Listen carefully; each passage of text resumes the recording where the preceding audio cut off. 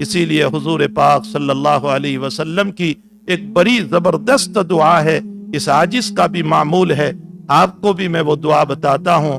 اللہم ارزقنی عینین حتی لتین، اللہم ارزقنی عینین حتی لتین، اے اللہ مجھے رونے والی آنکھیں عطا فرما، یسقیان القلب، یسقیان جو میرے دل کو تسلی دے دے، بے ظروف الدمع، آنسوؤں کے ذریعے سے، من خشیتی کا، تیرے خوف کی وجہ سے جو آنسو نکلے اس سے میرے دل کو سکون ہو جائیں، اطمینان ہو جائیں۔ علماء نے اس دعا پر لکھا ہے کہ جو انسان اللہ کی یادوں پر اپنے گناہوں کو یاد کر کے روتا ہے، اللہ اس کے دل کی بے چینی کو دور کر دیتا ہے۔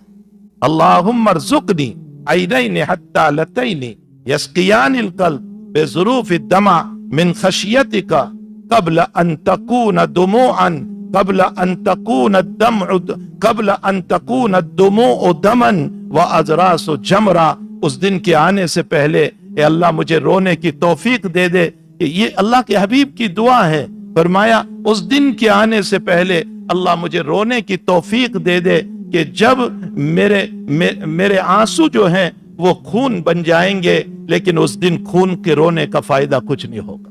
قبل ان تکون الدموع دما، میرے آنسو، ہم بھی بولتے ہیں نا کہ قیامت کے دن خون کے آنسو روئیں گے، اللہ کے نبی نے فرمایا کہ اس دن کے آنے سے پہلے مجھے دنیا میں رونے کی توفیق دے دے، جبکہ یہ میرے آنسو جو ہیں وہ خون بن جائیں گے، اور وہ ازراسو، اور میری دار جو ہے وہ جمرہ، جمرہ کا مطلب ہوتا ہے آگ، فائر، انگارہ، اور میری دار کو اللہ تو انگارہ بنا دے گا۔ اس دن سے پہلے مجھے دنیا میں رونے کی توفیق دے۔ میرے بھائیوں، رونے کا مجاز، خلوتوں میں بیٹھو، رونا نہ آئے۔ اللہ کے نبی فرماتے ہیں فَإِن لَمْ تَبْكُوا فَتَبَاكُوا، رونا نہ آئے تو رونے کی صورت تو بنا لو اللہ کے سامنے، ایسا چہرہ تو بناؤ اللہ کے سامنے کہ جس سے اللہ کو رحم آئے۔ حضرت علامہ رومی رحمت اللہ تعالی علیہ نے معارف مثنوی میں، میرا تو جی چاہتا ہے، ہمارے اکابر کا دستور رہا ہے کہ معارف مثنوی کی تعلیم کرتے تھے، باقاعدہ اس کی تعلیم ہوتی تھی۔ ہمارے حضرت تھانوی رحمت اللہ علیہ نے اس کی شرح لکھی، یہ شرح نہیں ہے، حقیقت وہ تعلیم ہے جو حضرت اس کی تفسیر کرتے تھے کلید مثنوی کے نام سے۔ تو علامہ رومی رحمت اللہ علیہ نے اس میں ایک واقعہ لکھا ہے، فرمایا ایک بزرگ بہت روتے تھے، بہت روتے تھے، تو ذوالنون مصری رحمت اللہ علیہ یا کسی آدمی نے ان سے کہا کہ اتنا کیوں روتے ہو، آنکھیں چلی جائے گی، اتنا کیوں روتے ہو، آنکھیں چلی جائے گی۔ تو بزرگ نے کیا جواب دیا، فرمایا اللہ کی یادوں میں، اللہ کے دیدار کے لیے رو رہا ہوں، اگر اتنا رونے کے بعد بھی اللہ کا دیدار نصیب ہو جائے تو میری 100 آنکھیں قربان کرنے کے لیے تیار۔ اگر قیامت میں اللہ کی زیارت مجھے نصیب ہو جاتی ہے تو میں 100 آنکھیں قربان کرنے کے لیے تیار ہوں، اور اگر اللہ کی زیارت نہ ہو تو پھر پھوتی ایسی آنکھوں کی مجھے کوئی ضرورت نہیں ہے۔ وہ اتنا روتے تھے۔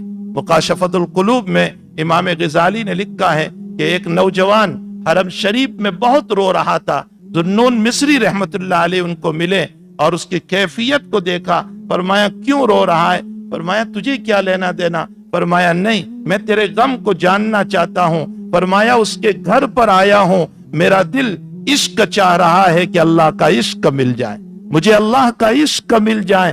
ذوالنون مصری یہ سن کر خود رونے لگے۔ فرمایا تو کیوں رو رہا ہے؟ تو حضرت نے فرمایا جس عشق کا تو طالب ہے اسی عشق کا میں طالب ہوں۔ ایک چیخ ماری اور وہ گرا، اٹھا واپس، پوچھا کسی نے کہ یہ کیا مسئلہ ہو گیا؟ تو اس جوان نے اللہ کے سامنے ہاتھ اٹھائے اور فرمایا اللہ گناہوں کا بوجھ ہے، میں اس کو لے کر تیرے پاس نہیں آنا چاہتا، ورنہ میرے پاس جہنم کے علاوہ کچھ نہیں ہوگا۔ میرے بھائیوں، رونے کا مجاز بناؤ، تنہائیوں میں رویا کرو، 2 قطرے آنسو کے بہایا کرو، اپنے گناہوں کو یاد کر کے اپنے مالک سے معافی مانگا کرو، مانگو اپنے اللہ سے، خلوتوں میں اس کے سامنے گر گراؤ۔ وہ رب ایسا ہے، وہ رب ایسا ہے کہ میرے والد بھی معافی مانگنے پر اتنے جلدی راضی نہیں ہوتے، میری ماں بھی اتنی جلدی راضی نہیں ہوتی، میرا بھائی بھی اتنا جلدی راضی نہیں ہوتا، میرا رب 2 قطرے میں راضی ہو جاتا ہے۔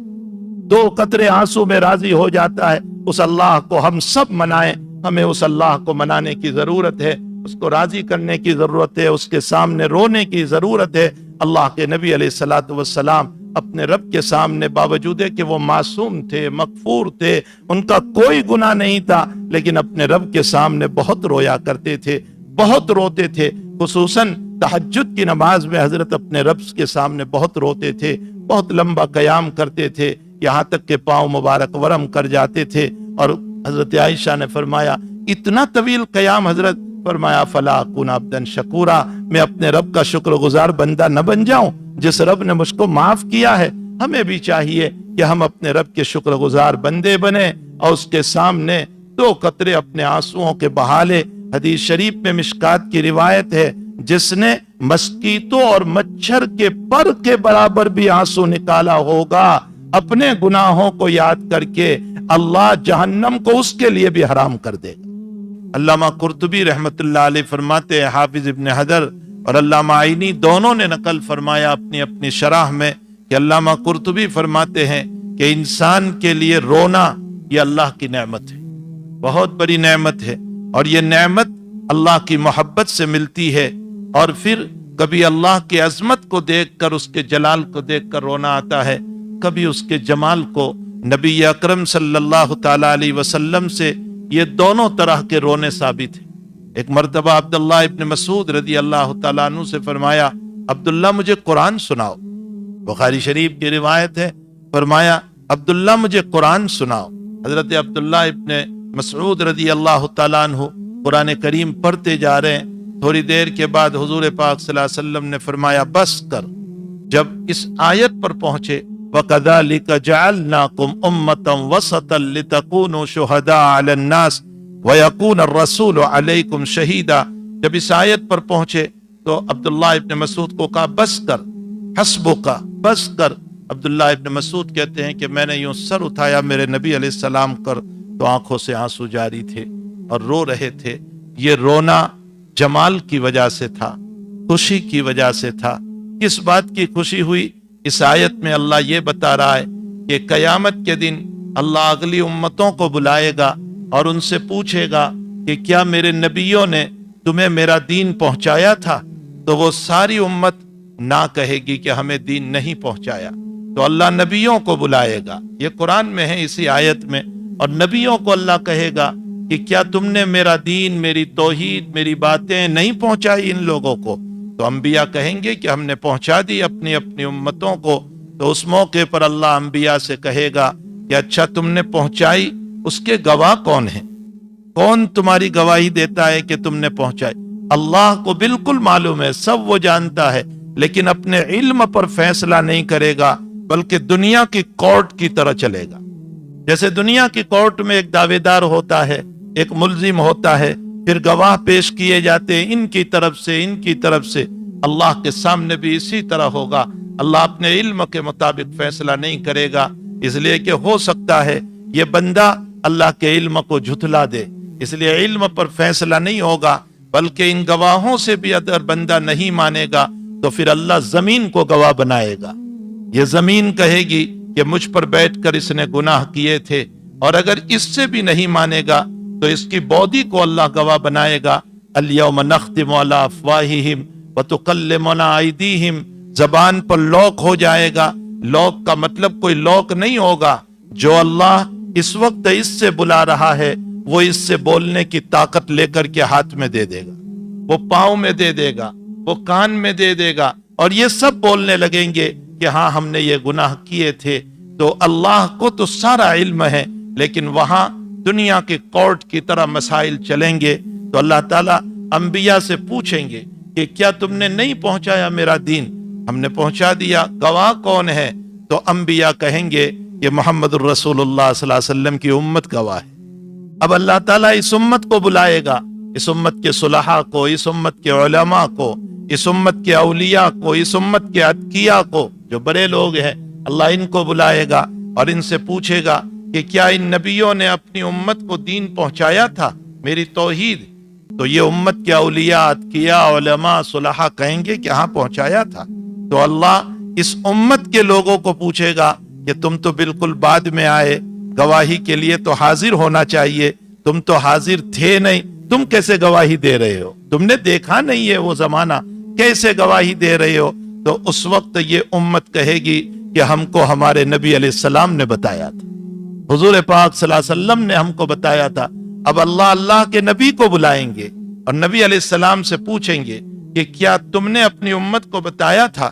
تو اللہ کے نبی کہیں گے کہ ہاں, میں نے قرآن کی باتوں کو لے کر میری امت کو بتایا تھا کہ یہ جو امت ہے, امت محمدیہ, یہ نبیوں کی گواہ بنے گی اور اس امت کے گواہ محمد الرسول اللہ بنیں گے.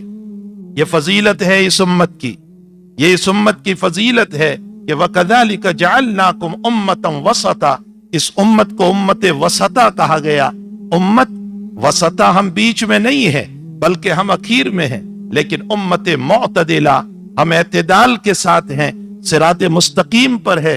تو اس امت کو نبیوں کے گواہ اور ہمارے گواہ محمد الرسول اللہ صلی اللہ علیہ وسلم ہوں گے. یہ اس امت کی فضیلت ہے جو اس آیت میں بیان کی جا رہی تھی. جب عبداللہ ابن مسعود اس آیت کو پڑھنے لگے تو حضرت نے فرمایا بس. حضرت کی آنکھوں سے آنسو جاری تھا. یہ اللہ کے جمال کی وجہ سے جاری, خوشی کی وجہ سے کہ میری امت کو اللہ نے کتنا بڑا مقام دیا. کاش کہ یہ امت اپنے مقام کو سمجھ لے, کاش کہ یہ امت اپنے مقام کو سمجھ لے, اپنے آپ کو ذلیل نہ کریں, اپنے آپ کو رسوا نہ کریں, چند ٹھیکروں کے خاطر, چند پیسوں کے خاطر, چند روپیوں کے خاطر اور چند عزت کے بول کے خاطر. یہ سب دنیا کی تعریف یہ کاغذ کے پھول ہے جو پانی میں نہیں چلا کرتے ہیں, اس سے کچھ ملنے والا نہیں ہے اگر میرا نفس اور میرا اندر اللہ کے لیے تیار نہیں ہوا. تو بہرحال میرے بھائیوں, حقیقت یہ ہے کہ کبھی اللہ کے حبیب پاک صلی اللہ علیہ وسلم جمال سے روئے اور کبھی اللہ کے حبیب جلال سے روئے. بخاری شریف اور مسلم شریف کی روایت میں ہے کہ ایک رات تہجد میں ایک ہی آیت پوری رات نبی اکرم صلی اللہ تعالی علیہ وسلم پڑھتے رہے. ان تعذبهم فانهم عبادك وان تغفر لهم فانك انت العزیز الحکیم.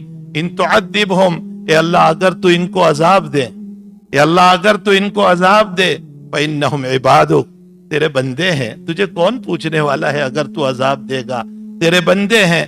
وَإِن تَغْفِرْ لَهُمْ, اور اگر تو معاف کر دے, وَإِن تَغْفِرْ لَهُمْ فَإِنَّكَ أَنْتَ الْعَزِيزُ الْحَكِيمُ, تو غالب ہے تب بھی تجھے کوئی پوچھنے والا نہیں ہے. اگر سب کو تو نے معاف کر دیا. پوری تہجد کی تمام رکعتوں میں آدھی رات سے لے کر صبح صادق تک حضرت یہی آیت پڑھتے رہے. یہ رونا جو تھا اس وقت یہ اللہ کے جلال کی وجہ سے تھا. تو قرطبی نے لکھا ہے, جس کو حافظ عینی نے نقل فرمایا, کہ کبھی بندے پر رونا اللہ کے جمال کا کھلنا ہوتا ہے تو رونا آتا ہے, اور کبھی اللہ کا جلال کھلتا ہے تو انسان کو رونا آتا ہے. رونا بہرحال بہت بڑی صفت ہے, اللہ تعالیٰ جس کو نصیب فرما دے.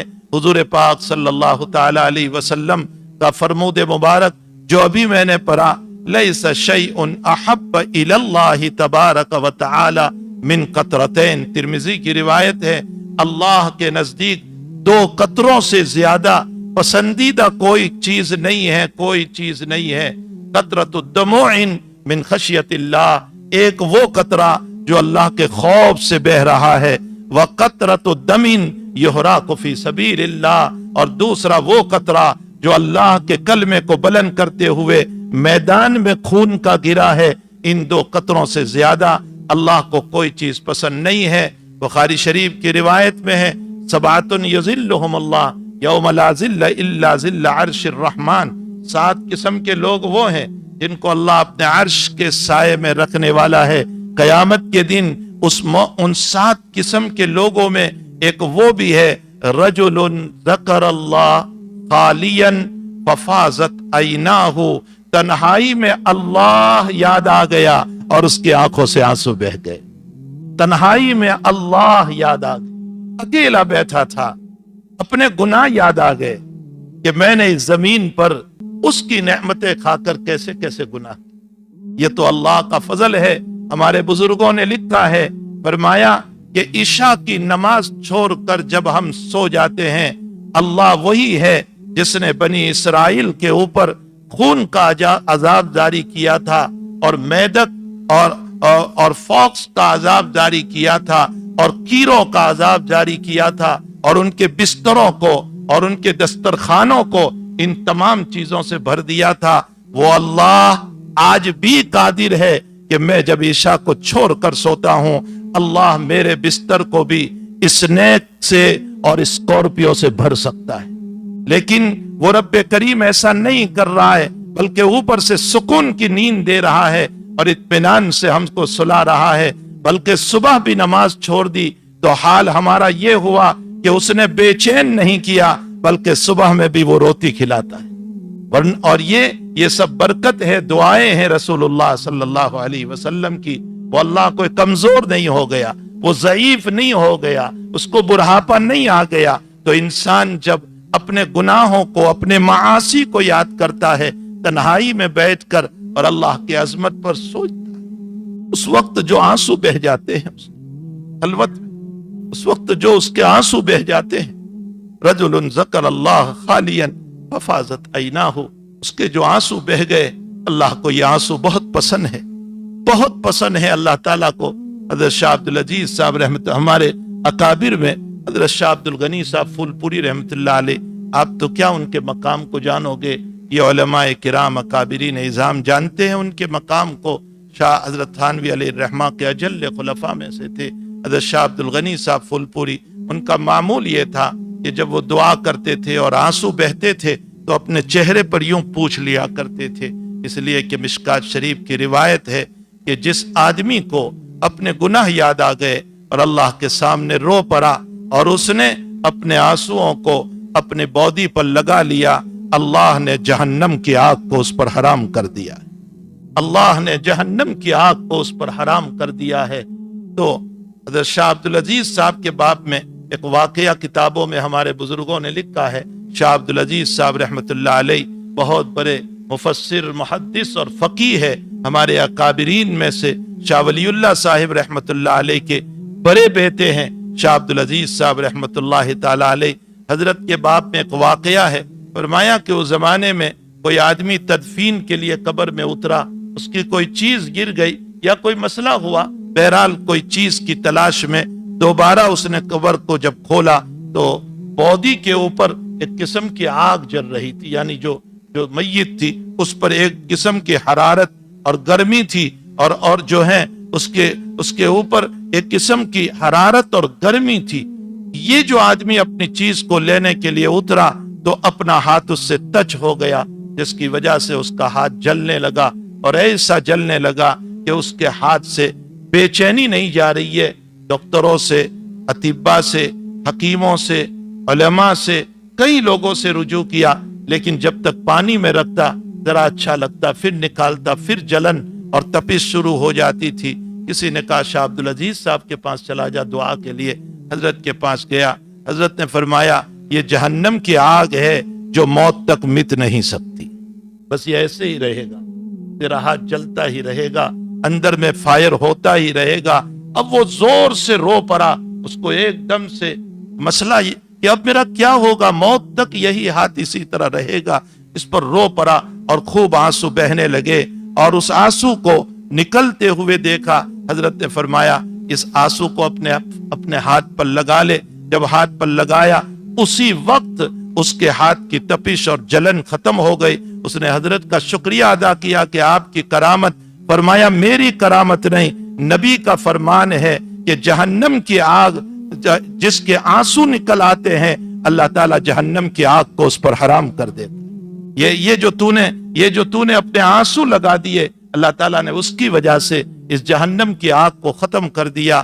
اللہ تعالیٰ مجھے اور آپ کو رونے والی آنکھیں نصیب فرمائے، اللہ رونے والا دل نصیب فرمائے، اللہ تڑپنے والا دل نصیب فرمائے۔ اللہ کی محبت میں، اللہ کے عشق میں اپنی اولادوں کی بیماریوں پر تو ہم بہت روئے، اپنی بیوی کی بیماریوں پر بہت روئے، اپنے جاب کے چھوٹنے پر بہت روئے، اپنے پیسے کے گم ہونے پر بہت روئے، لیکن اپنی جہنم بن رہی ہے اور جنت سے دور ہو رہے ہیں اور اللہ کی محبتیں سے دور ہو رہے ہیں، اس پر ہمیں رونا نہیں آ رہا۔